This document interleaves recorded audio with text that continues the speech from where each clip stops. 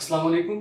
आज मैं आपको इस वीडियो में बताऊंगा कि आप वेक्टर्स से दो वेक्टर से किस तरह रिजल्टेंट फाइंड कर सकते हैं, और अगर रिजल्टेंट दिया हो तो किस तरह आप दोबारा वापस वो वेक्टर फाइंड कर सकते हैं। तो what is vector by the way?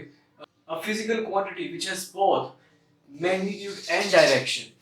ऐसी फिजिकल क्वांटिटी जिसके पास मैग्नीट्यूड भी हो और डायरेक्शन भी।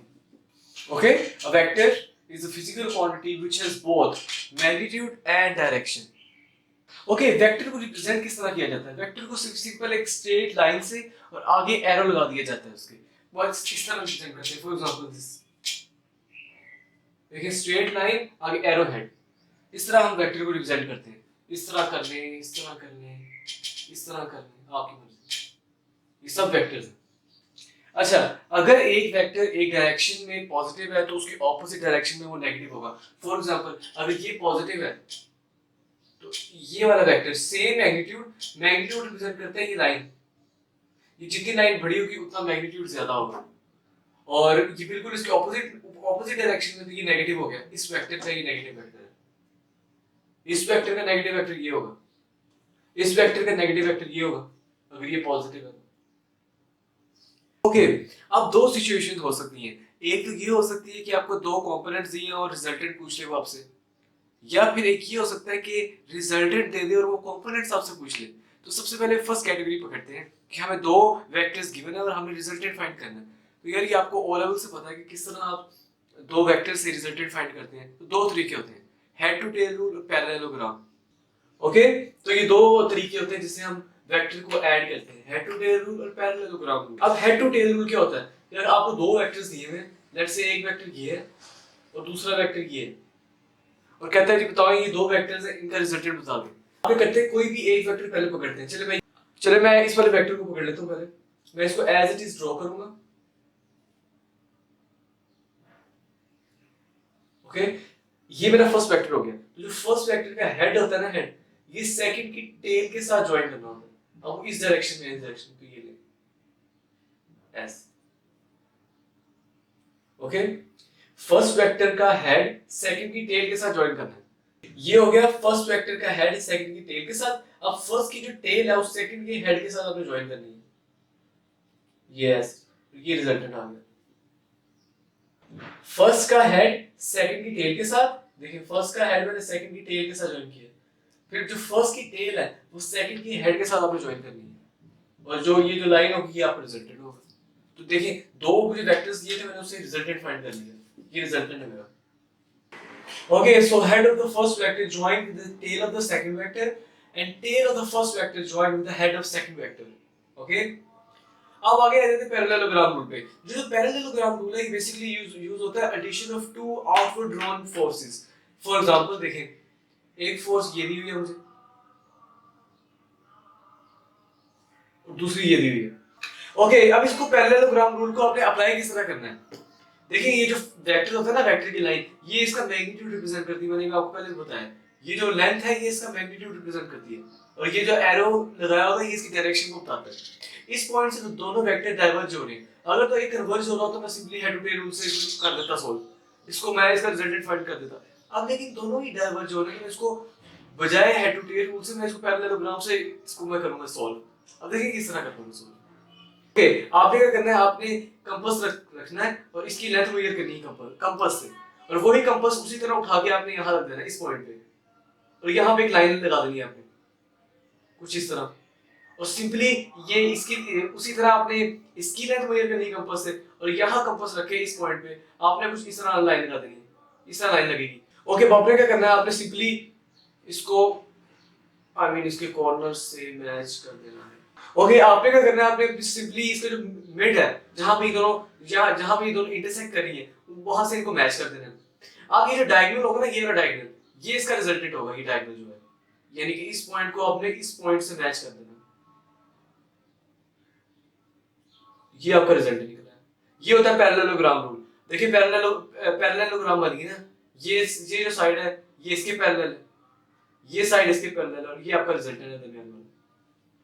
ओके, ये तो है कि हमें दो वेक्टर्स दिए और हम रिजल्टेंट फाइंड कर लें। दो वेक्टर्स दिए थे, रिजल्टेंट फाइंड कर दिया। अगर आपको रिजल्टेंट दिया और आपने ये दो कंपोनेंट्स फाइंड करने हैं तो वो किस तरह फाइंड करेंगे, चलो देखते हैं। अब आपने एक वेक्टर को, रिजल्टेंट वेक्टर को किस तरह रिजॉल्व करना है उसके कंपोनेंट्स में। कंपोनेंट्स क्या होते हैं? एक कंपोनेंट होता है एक्स डायरेक्शन में, आई मीन एक एक्स कंपोनेंट होता है और एक वाई कंपोनेंट होता है। फॉर एग्जांपल मेरे पास अगर एक वेक्टर है, फॉर एग्जांपल रिजल्टेंट वेक्टर है दिस वन,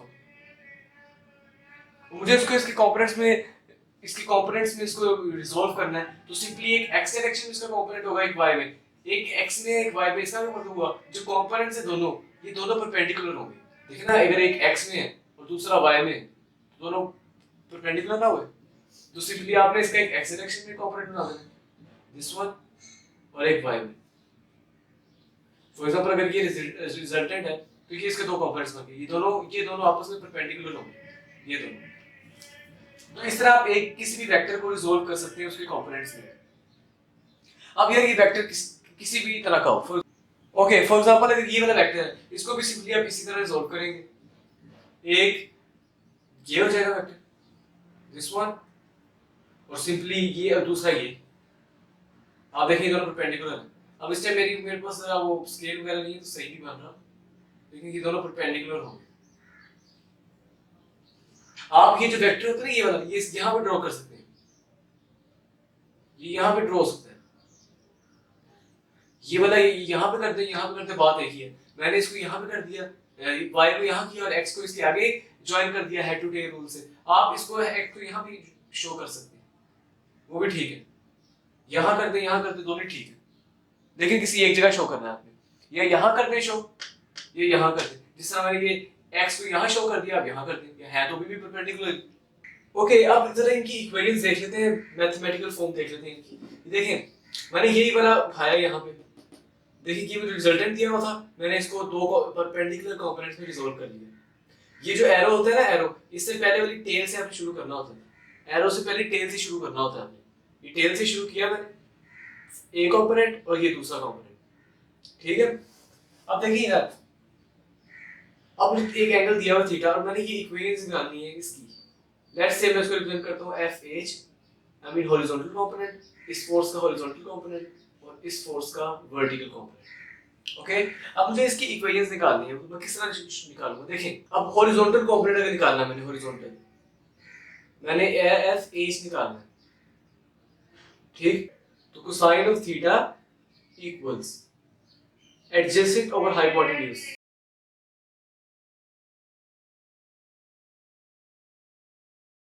ये बन गया। अब एफ एफ एच मैंने फाइंड करना है तो इसको सब्जेक्ट बना लेते हैं। वर्टिकल कंपोनेंट अगर फाइंड करना फॉर एग्जांपल,